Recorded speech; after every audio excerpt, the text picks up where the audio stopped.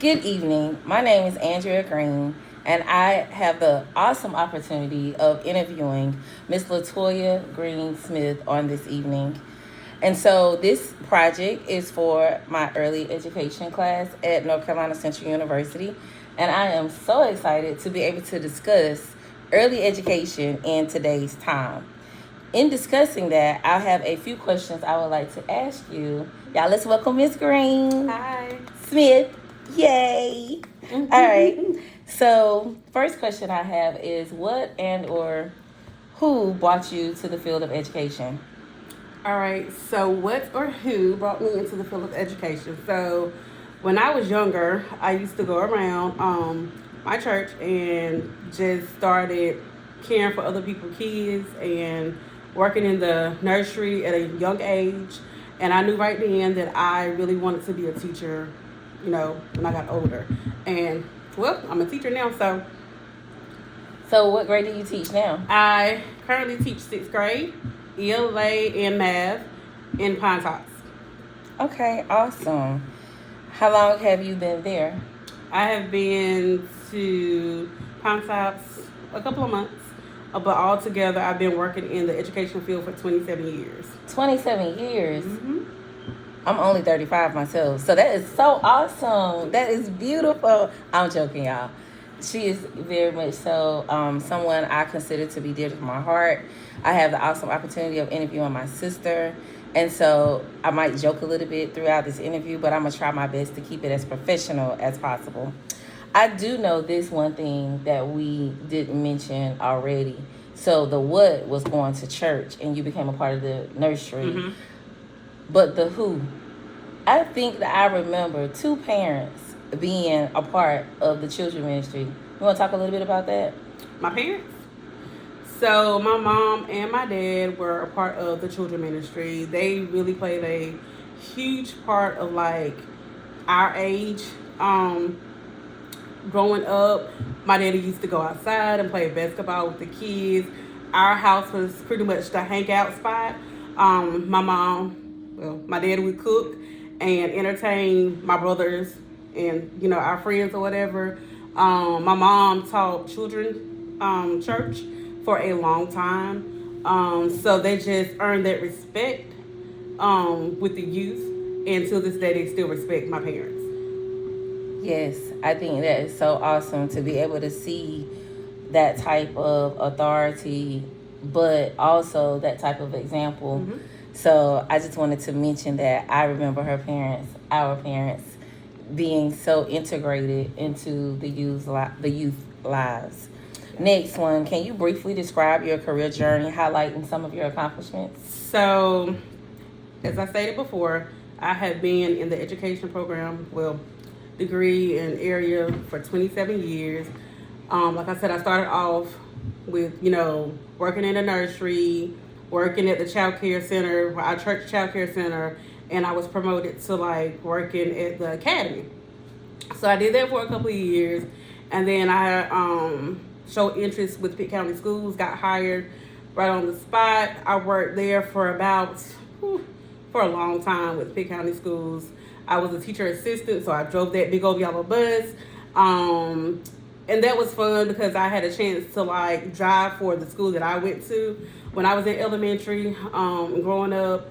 And so I knew a lot of the families. After I graduated, I went to a local county school, and I taught kindergarten and first grade. Absolutely loved it. And then I just showed interest with middle schoolers, and I love to work with middle schoolers more because they're more out, open, just very blunt about things. So I just, they crack jokes. I crack jokes back on them. They have a sense of humor. So, and that's why I'm currently at with middle schoolers. So I definitely enjoy that. One of the things that you shared with me prior to this interview, you talked about some of the valuable knowledge and understandings that you have acquired of your purpose as an educator. Can you share some of those with me? So, like my purpose of an educator? Yes. Okay. So I'm very dedicated with like working with children, and I like to be creative and working with kids that, I mean, you pretty much get to see like their ins and outs, their ups and downs or whatever. And I feel like I can be creative with trying to make sure they are successful academically. I always try to create that bond with them simply because I don't know what their home life is. So I feel like I shouldn't add on to that stress. You know what I'm saying? Like when they come to school, I try to make sure they're comfortable, make sure my environment is warm and inviting because in my classroom, I love colors. So it's full of colors. I have like little gadgets and stuff that they like to play with or whatever, but I try to make sure like I'm that person that they can go to talk to and just feel comfortable with talking if they need help, whether it's school related or non-school related or whatever. So I just try to set that atmosphere. Okay? I love it. Okay. What are some of the core beliefs that you've developed about the learners and learning? All right, so some of the core beliefs that I developed about learners and learning are to reflect and kind of evaluate things, right? So often I might teach or go, like review with them over whatever standard I'm teaching or whatever. And I constantly, like I was telling Monique the other day, like I come home and I reflect, how could I have made it more exciting or engaging for the students or whatever, because like I said, they are very opinionated, so they will let you know whether they enjoy the your lesson or not or whatever. But I do, as an educator, I find mistakes that I have to reflect on just to make it better, for them to learn. Also creating different teaching strategies, because I do realize that everybody don't learn the same way. So I just have to, just like I said, be creative about finding new things. I like to implement games, and we do a lot of brain breaks where they kind of just rest, play a little game. Like we play a lot of competitive games, and all of my students, when I say all of my students are competitive, so just a little icebreaker should just get them out of the routine of just always working or whatever. So I just, again, try to create that warm, inviting environment. Okay. And do you think that it helps with the motivation of the students? Absolutely. Wonderful. What do you prioritize as you set up the learning environment? Okay, so they have this thing called flexible seating, right? The kids really enjoy it. I'm not sure why, but they really enjoy sitting. For example, I might have a little beanbag chair, right, where they can read. They love it. Then I might have a table, like a regular kitchen table. They love it. They just love different stuff. Even though it's just, to us, it's just regular seating, to them it's okay, this is cool classroom. Like I said, building that relationship with them. So as I'm teaching, they kind of respect it a lot more. You know what I'm saying? Let's see, creating that bond with them and their families, I feel like is very good. And, just getting the support of the parents. What else? Can you just their motivation. So I go ahead and I set my boundaries. I set my expectations. I make it very clear on what I want them to do, the goal for the week. And when I set those expectations, okay, for instance, can I give an example? Sure. All right, so my students have to have 60 minutes in already reading, and they have to have 60 minutes in already math, right? So across the grade level, if they don't get a write-up, they get 10 to 15 minutes on their device on Fridays, right? So that was a rule from my principal. But my rule is, if you don't have your 60 minutes in already reading, you don't have your 60 minutes in already math, and you haven't completed your work for me, then you don't get that time on your device, right? So you do have some kids that will complete it, but then you have some kids that's going to procrastinate and wait till that last minute to try to do it. And then when Friday comes, I can look on my checklist and I'm like, okay, well, this person don't have it. And by the time I finish my sentence, they're running up to my desk and saying, "Hey, Miss Smith, here's my 60 minutes."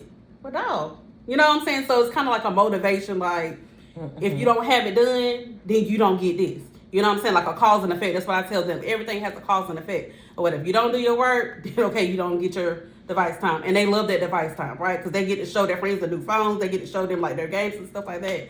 And they take it to the next level. Like I had a little boy to bring in a whole keypad.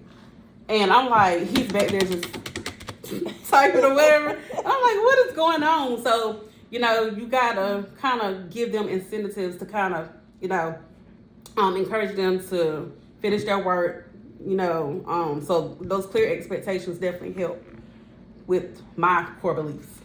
What is the student-centered approach? Okay, so the student-centered approach is pretty much like, hold on, wait a minute. Excuse me. Okay.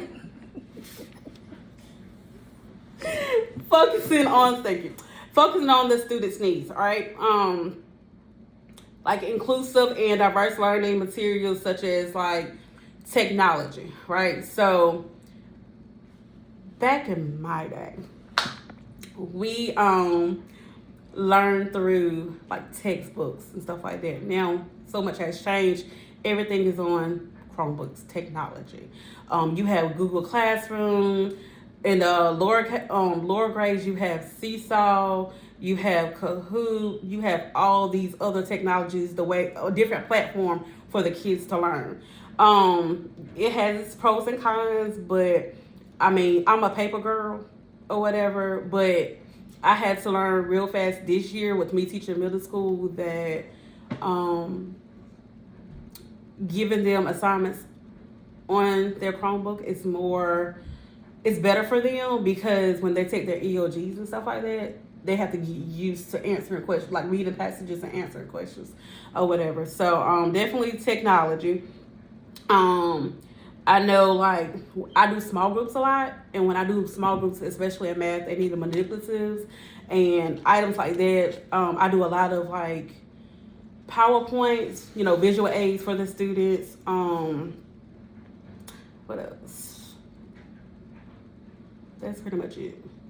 Just focusing on the student needs. And they need that, you know, the manipulatives and all that kind of stuff to kind of like break it down for them to understand, especially in math. Does that make sense? Yes, it makes sense. So we talked about some learning or developmental theories, research studies, and curriculum models. Mm-hmm. And I would like for you to elaborate on what they have had as an impact on your teaching practices. Okay. All right.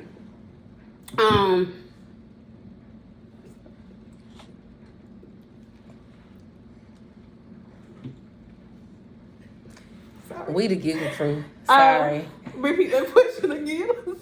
The impact that developmental theories, research studies, or curriculum models have had on your teaching practices. All right, so I know some of the theories talk about like the early stages and like how kids grow and how they develop. Also about just like the different stages that they go through to learn or whatever. Like even with working with babies, how babies develop, and then from the infant stage to the toddler stage or whatever, and just like the whole process of how they learn things, right? So I feel like when there are gaps for the kids, like learning gaps or whatever, it starts at an early age, right? Something is lacking, whereas boom, they didn't have daycare. You know, you have some kids that didn't attend daycare, and you can tell that when they get in like the older grades, such as kindergarten. Because I think there was a question too, like when the kids come to kindergarten, they have to know their letters and sounds, right? Yes, we go over that and we do help them, but as a kindergarten teacher, we like for them to already know their letters and sounds because it makes it easier for us, right? But then if they don't know it, then throughout that kindergarten year, those are, you know, the things that we work with them on, like learning their letters and sounds, their phonics, putting, you know, words together. Putting letters together to make words, or whatever. So those theories really help me as a teacher to kind of like help the kids. Which one would you say is your favorite that you migrated more towards? Would it have been Bloom's Domain of Learning or? Okay.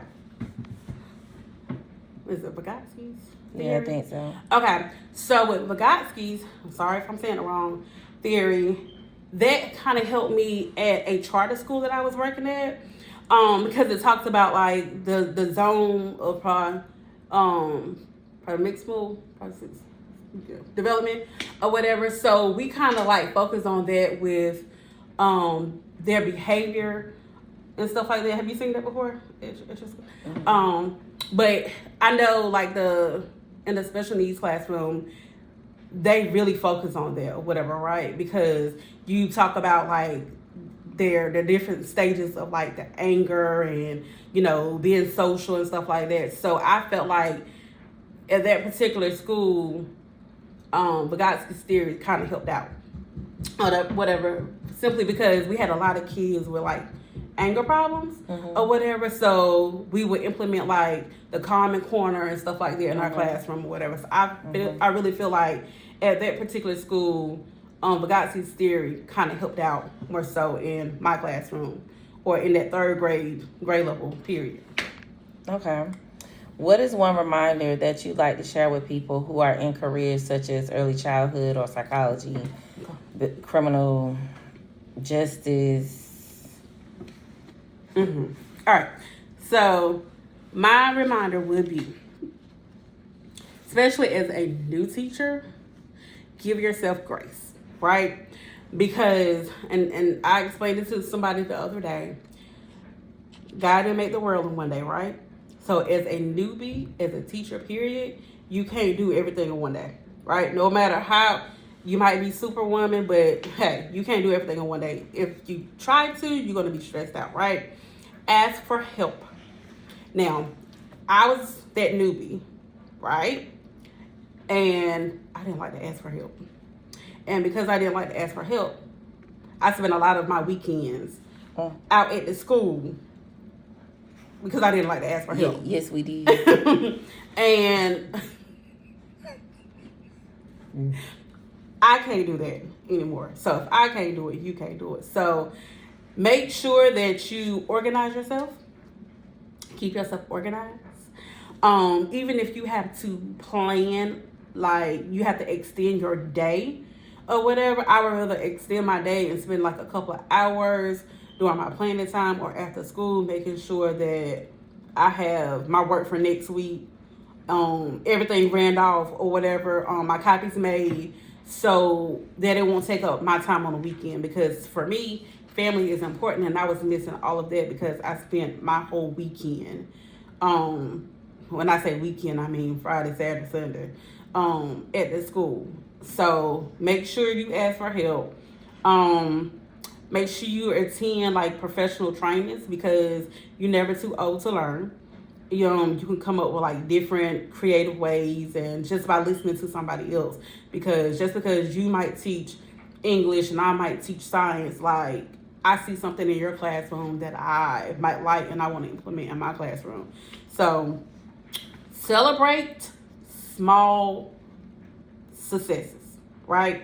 It might be little to somebody else, but it's big for you, right? Celebrate it. Be passionate and flexible, because in education, nothing is never, stable or whatever. So just be flexible. Hold on, I got a couple more. Sorry. It's okay. Establish clear expectations, like I said to you earlier, and boundaries, not only like with your work, but with your students, with your families. Make sure you build relationships with your families, because I think that is important, because once you build that bond with your families, I feel like you can kind of get their respect, and they're more amped to help you in the long run or whatever. I actually had a student that had seizures in my classroom, And seizures are like dear to my heart because my daughter had seizures, right? And I actually, the first day open house, I got that father's phone number and I put it in my phone because I know how I will react with somebody having a seizure, but like just to build that relationship and let him know that you care means a whole lot to that parent. Right. And he will give me warnings like, okay, Mr. The student Z was having a bad day. He's feeling a little drowsy. So if you see him with his head down, that's just, and I know, for having seizures, that's a sign that, you might have a rough day or whatever. But I will, make sure I communicate with him throughout the day just to make sure that that student was fine or whatever. And he was very appreciative, like while I was there with that student, and grateful. And he didn't mind telling other people that either. Like, I, appreciate Miss Smith because she kept me in the loop with my child.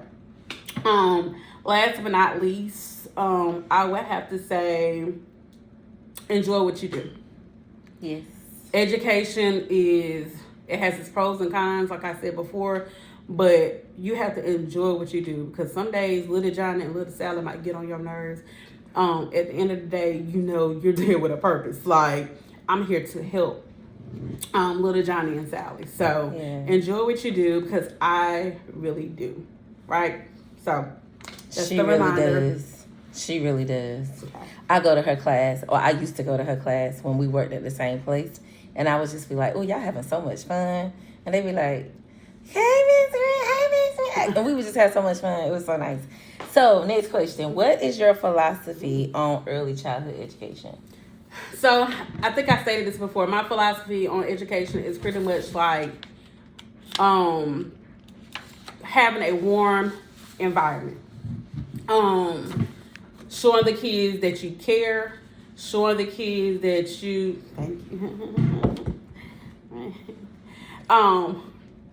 showing the kids that you care, not only the kids but the families as well, because I think that you will have a successful year if you build those bonds with your family and your students. Yeah. One of the biggest things, we know that they can be so sweet, but on those days that they're not so kind, the students, and they're not so sweet, and they're not listening, how do you handle those challenging behaviors in the classroom? So, first of all, I got to see why little Johnny is mad. Okay? Because little Johnny might have gotten out of the car and he forgot his lunch.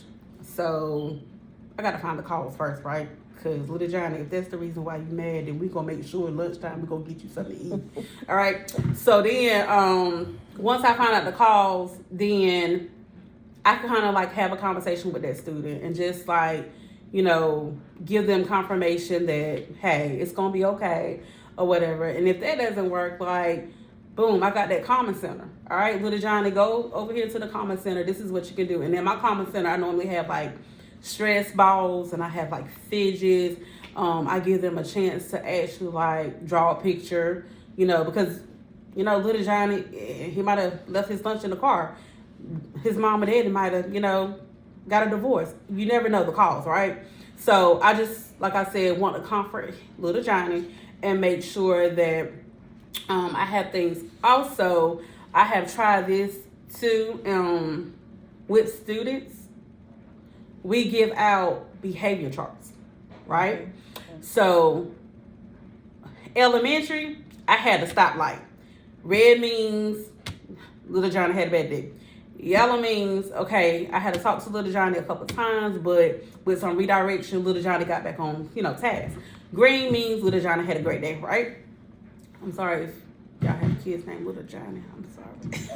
But, so with the behavior charts, like I said, that gives them a little accountability, right? Because they know they don't want to take those behavior charts home and their mom or dad see that they have a red, because then they're going to have consequences. You know what I'm saying?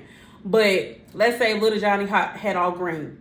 At the end of the week, little Johnny gets to go in my treasure box, right? But I try to praise them throughout the daytime.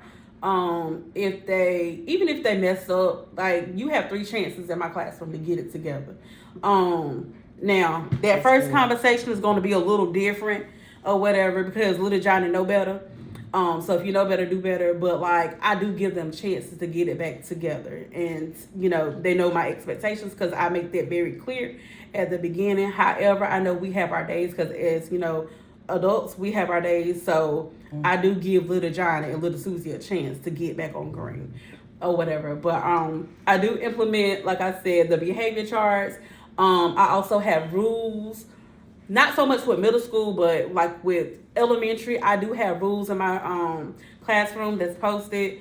Rule number 1, follow directions quickly. Rule number 2, raise your hand for permission to speak. Rule number 3, raise your hand for permission to leave your seat. Rule number 4, make smart choices, which is the best rule.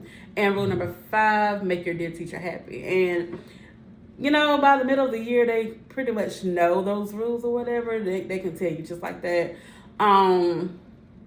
Then, let's see. Oh, here's another one. See, I'm getting comfortable. As a new teacher, right? Just gonna keep it real with y'all. You have to be very consistent. Okay? And I say you have to be consistent because little Susie and little Johnny be testing you, right? So if you tell little Johnny, okay, you going home on red today, you better let little Johnny go home on red today. Because if you slack up on your word one good time, little Johnny's gonna call you out, and he's gonna know that you're bluffing every time you talk. So be very consistent, but be fair, right? Be fair. Like I said, give little Johnny and little Susie 3 chances to get it back together. Because like I said, you never know when they might be having a bad day. And just like I said, just being positive, building those relationships with them. Because if you can build a relationship with little Johnny and little Susie, then they will do anything for you. They don't want to disappoint you. Because like I said, you have made your expectations clear so they know what to do and what not to do. So if you're ever absent and a substitute come, little Johnny and little Susie is your main 2 people that can help you out, and let that substitute teacher know because you have built that bond with them to let them know your expectations. I think that is wonderful information. Thank you for sharing that. What methods do you use to assess student progress and development? All right, so I'm switching back and forth from elementary and middle school, but so for elementary, when I was teaching elementary, we used to use Dibbles. And so Dibbles like really test you on like your skills, to make sure you know your letters, your sounds, making sure you know your phonics, and making sure that you can read sentences.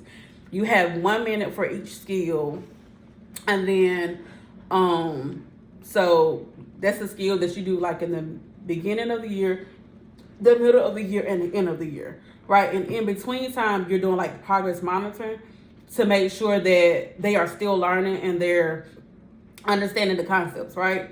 So that was for elementary. We do like little games like Kahoot or like just little games to just see if the kids can remember, like just to encourage them to keep studying or whatever, but just also having them engaged too. And whatever, lesson we're teaching. We have a lot for especially middle school, we have a lot of class discussions. Like we read a lot because like 6th grade, that's a lot of testing. So when we read passages, we have to like pretty much analyze everything or whatever. So when you have those guided questions and just asking questions throughout the story or whatever, that's a way that we progress the students' development. Progress reports, of course, report cards, and I said progress and exit tickets. I love exit tickets, right? Because boom, I'm teaching a standard. Like today for math, we did like the greatest common factor. My students killed it. They understood, and they tried to cheat a couple of times by using the Chromebook, and I was like, that's not acceptable. But For the most part, they knew their factors or whatever, so they did really, really good. But in order for you to leave out my classroom, you have like 4 questions that you have to answer, right? You have 16, 24. You got to tell me, the factors or whatever. And they did really, really good. Everybody pretty much got a 100. So being that I taught that lesson and they passed the exit ticket, that gave me confirmation that what I taught, they really understood it. Love it. I love exit tickets as well. Let me ask you this. Is it difficult or easy to involve parents in their child's educational journey? It just depends. Can I say in between? No. Yes, absolutely. Now, you have some parents that are very supportive, right? For instance, the charter school that I was at, I had one parent that came up to me and was like, hey, whatever you need, I got you. That included snacks. She sent snacks. And when I say snacks, she sent some good snacks. She wanted to come out and volunteer for like copying, but that school was very strict on like allowing volunteers to come in. But just the fact that she offered to help me meant a lot or whatever. She was very involved in her child's, her child's academics as well. And then you have parents that don't want to hear it. And I feel like that's because they have had a teacher to call them about every little thing. If Johnny sneezed, they call him. If Johnny had gas, they call him. And so they just got tired of teachers, period, right? So I've had parents to tell me, oh, I saw y'all call my phone, and I ignored it. You don't know if I was telling you that little Johnny had a seizure. You don't know if I'm telling you that we can't find little Johnny. You know what I'm saying? So, it just depends on the parents. Like, you have some parents that are supportive, and you have some parents that are not. How do you involve them?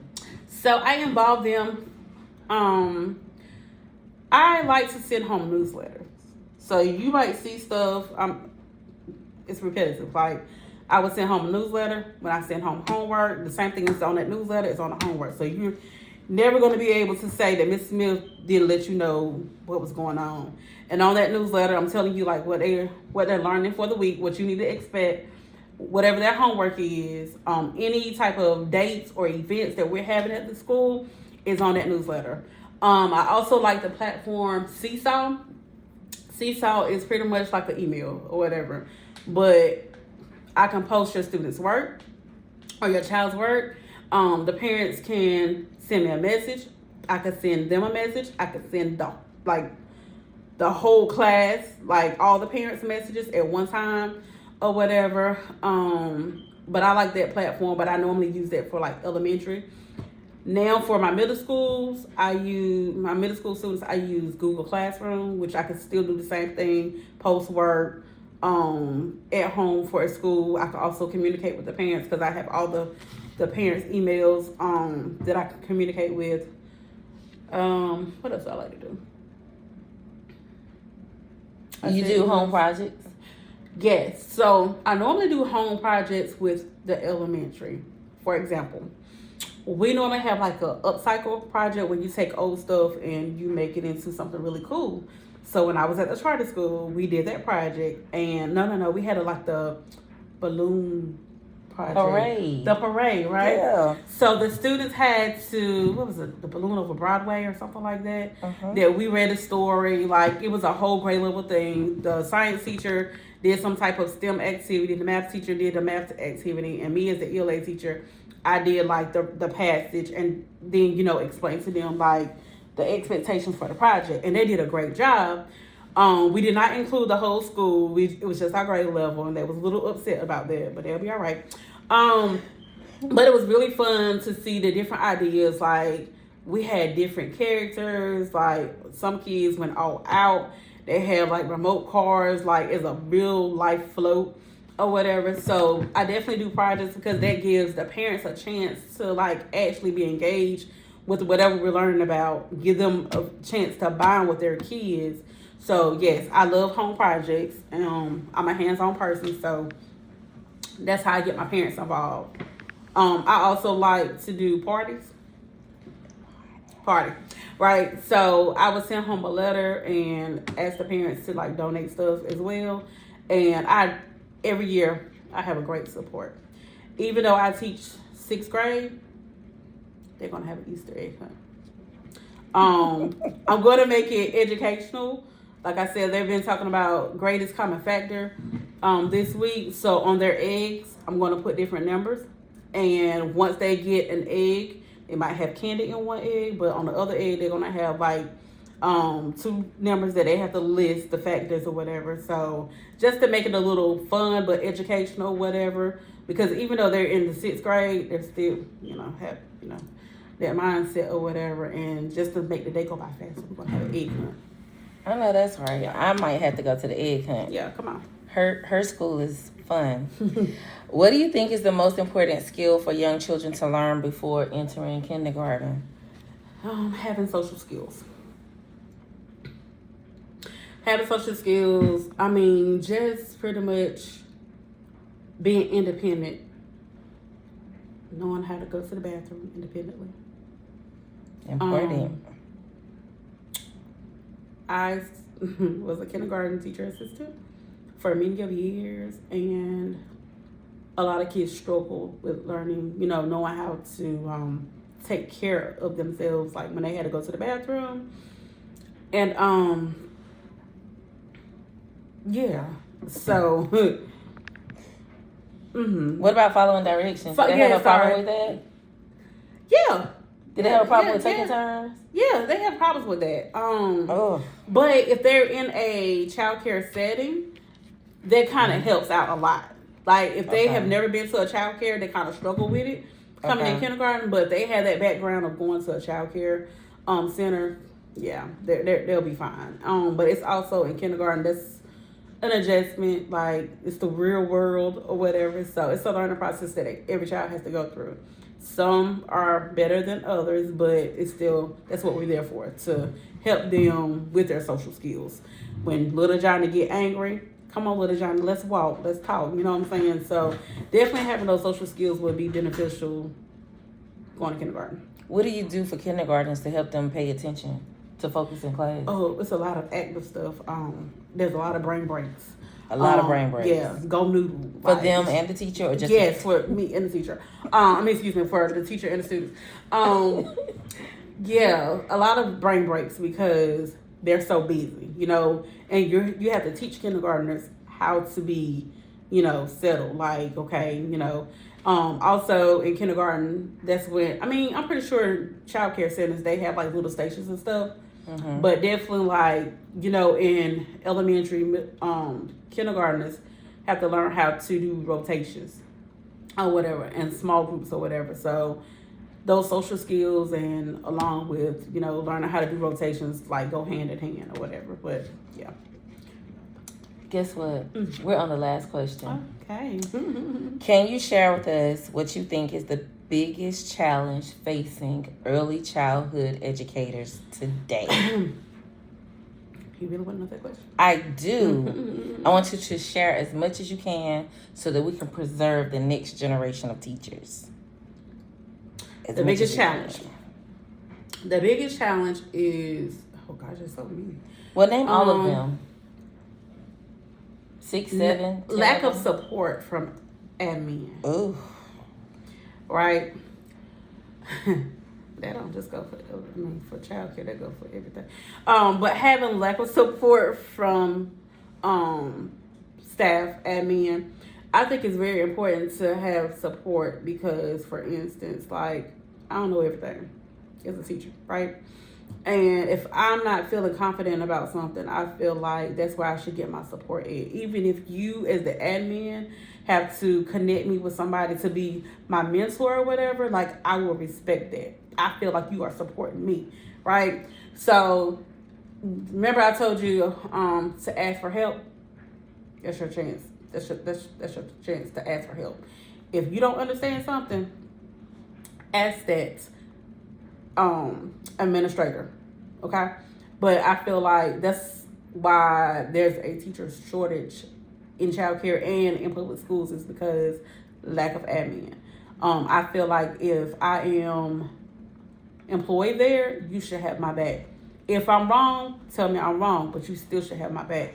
That's how I feel about it. Let's see.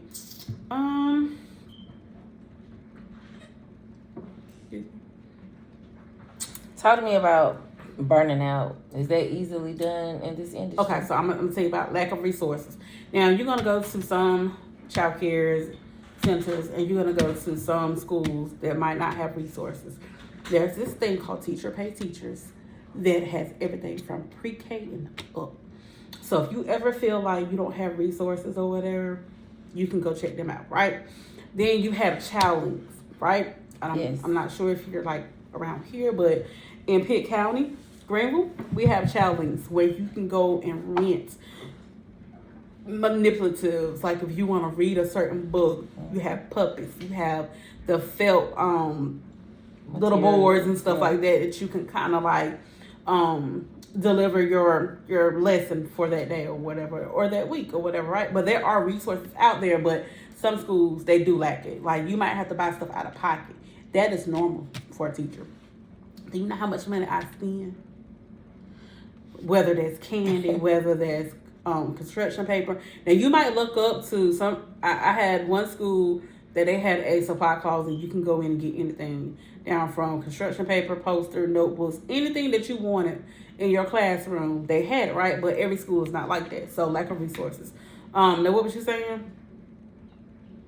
Talk to us about stress and burning out. Okay. As one of the challenges. So that goes back to ask for help. It also goes back to extending your day and making sure you get everything done Monday through Friday. Like Saturday and Sunday is not an option. Like try to get everything done, because if not, you're gonna stress yourself out. You're gonna burn yourself out, and you're gonna be absent a lot, right? So you saying self-care is important? Self-care is very important. Because listen,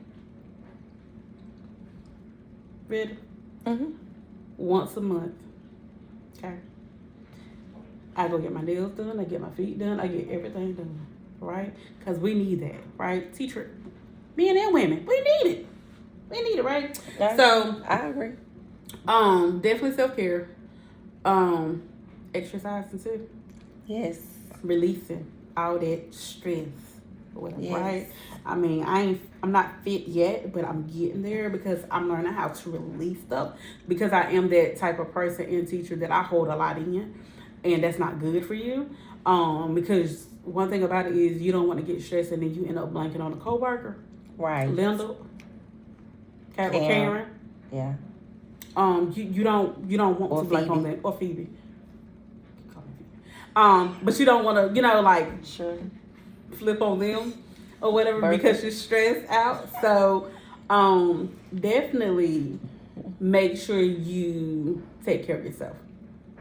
All right, to avoid getting burned out. And also balancing home life, school life.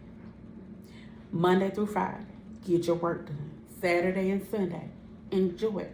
Get back, go out of town, have dinner, go out to eat. You go to eat. Sure. Just like Friday. But yeah, just like kind of enjoy your weekend so you can be refreshed. So when you come back on Monday or whatever, and I say that because like I told you guys before, I work Monday through Sunday, right? When Monday came back around, I was sick of the place. Like I was literally getting sick just being there, and I don't like that. So that would be a reminder to you to balance that home life and work life. You know what I'm saying? Because you don't want to miss out on, any type of family activities, or just seeing your kids grow up. Because my kids, probably aged about 2 years. While I was out there on the weekend doing work, right? It's sad when you have to choose whether you go to a school activity or your child's football game. Nope. Right? I'm going to go to my child's football game because my child needs to see me, in the bleachers, So, like I said, just have that balance. I know I said that was the last question, but I have one. I'm a little picky sometimes. This question is, give me an example of a time that you had a challenge with a staff member or administration. How did you handle it? Do I need to repeat the question? Yeah. Give me an example of a time that you had a challenging situation with administration or a supervisor or a colleague, and how did you handle it as a part of our de-stressing? Well, there was a situation. Can you unpack that? There was a situation where I was doing what I was supposed to do as a teacher, right? And I had a coworkers that they weren't following procedures at all, right? So I get a phone call from the office, right? And the secretary said, "Hey, is your walkie on?" I said, "Yes, my walkie's on." So I started laughing because I thought she was trying to be funny because my other coworkers they won't answer, right? So I was like, "Yeah." I said, "Yeah, my walkie-talkie's on." Well, you're not answering. First of all, that's that grace. You gotta have grace. Give yourself grace. Well, I was giving her grace, right? Now I was in a good spirit too. So she was like, "Well, you're not answering." Okay, so let me break it down to you. You have certain schools that don't have transportation, right? And this particular place didn't have transportation.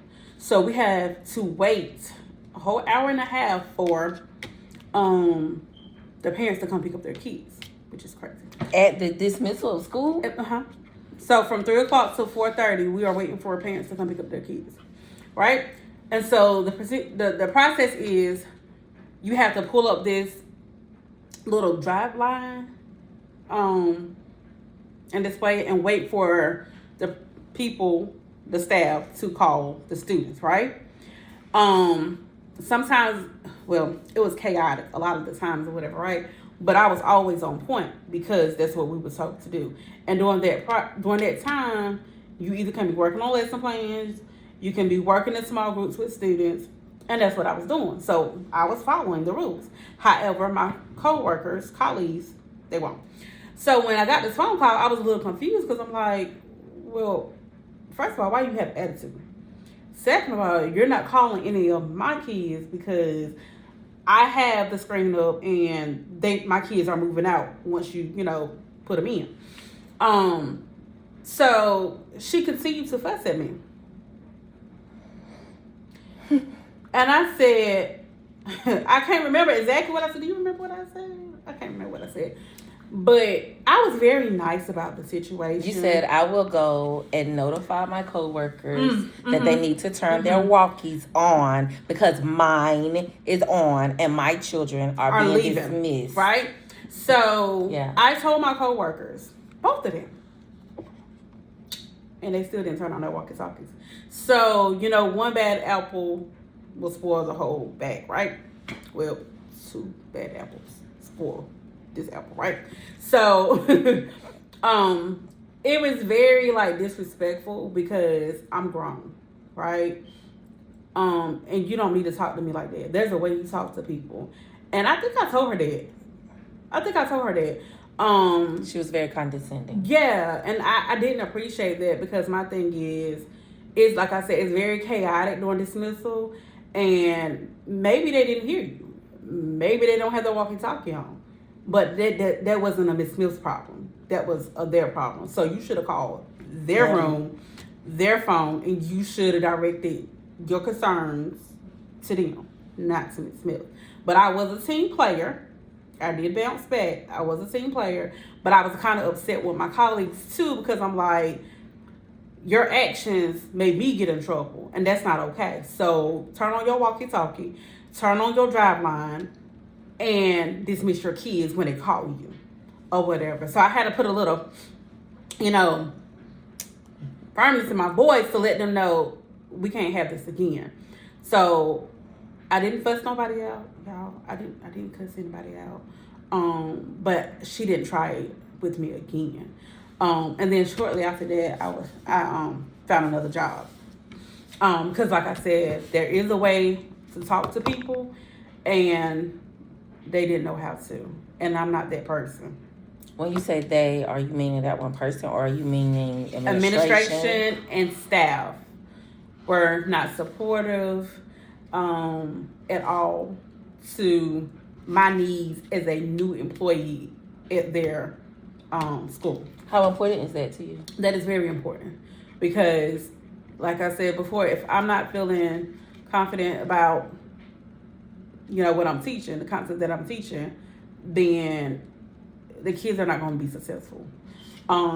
This job that I'm currently at, I love it. They are admin is very supportive. If I need anything, I told my principal one time that I needed some anchor chart paper, some highlighters, and some other stuff. In 10 minutes, my principal had a whole handful of stuff and was still bringing stuff. So admin is very important to any teacher, whether you're new, whether you're old, whether you're seasoned, it don't matter. Administration is very important, and support is very important, like with other colleagues too. So what she just basically summed up for me is where she currently works, they value her. Mm-hmm. And that makes you want to get up and go to work? Yep, every day. You drive like a distance too, don't you? 30 minutes away. So you had a job where you were working 15 minutes up the road. Now you drive 30 minutes up the road. I was like 7 minutes away. 7 minutes away, and now she drives 30 minutes to work because they make her feel valued. That is awesome. Well, I can't drive her distance to go to work, so I'm holding on. But I just want to say, Miss Smith, sorry, I say Green because she was a Green before she's now Smith, and I'm a Green. That's my sister. So I just want to say thank you so much for chiming in and giving us so much wealthy information with the hopes that this information can help somebody else become a great educator just like her one day. So thank you again. You all have a blessed evening. Good night. Good night.